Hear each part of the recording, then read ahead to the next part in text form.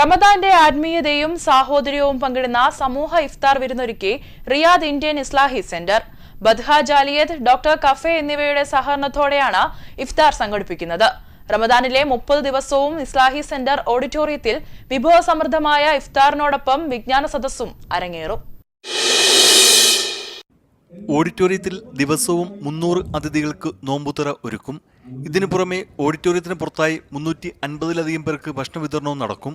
ബത്തയിലും സമീപ പ്രദേശങ്ങളിലും കഴിയുന്ന വിവിധ രാജ്യങ്ങളിൽ നിന്നുള്ള സാധാരണ തൊഴിലാളികൾക്കും പ്രവാസികൾക്കും വലിയ ആശ്വാസമാണ് ഇസ്ലാഹി സെന്ററിന്റെ ഇഫ്താർ വിരുന്ന്. റിയാദ് ഇന്ത്യൻ ഇസ്ലാഹി സെന്റർ ബത്ത യൂണിറ്റിന്റെ നേതൃത്വത്തിൽ നടക്കുന്ന പരിപാടിയിൽ ഓരോ ദിവസവും റിയാദിലെ സാമൂഹിക, സാംസ്കാരിക, രാഷ്ട്രീയ സംഘടനകളിലെ പ്രവർത്തകർ അതിഥികളായി പങ്കെടുക്കും. റിയാദിലെ 30ഓളം പ്രബോധകർ വിവിധ വിഷയങ്ങളിൽ വിജ്ഞാന സദസ്സിൽ പ്രഭാഷണം നടത്തും.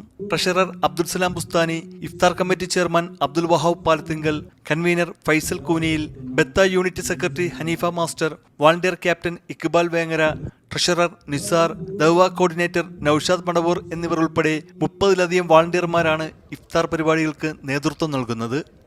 Shamnad Karunagappally, Jeevan news, Riyadh.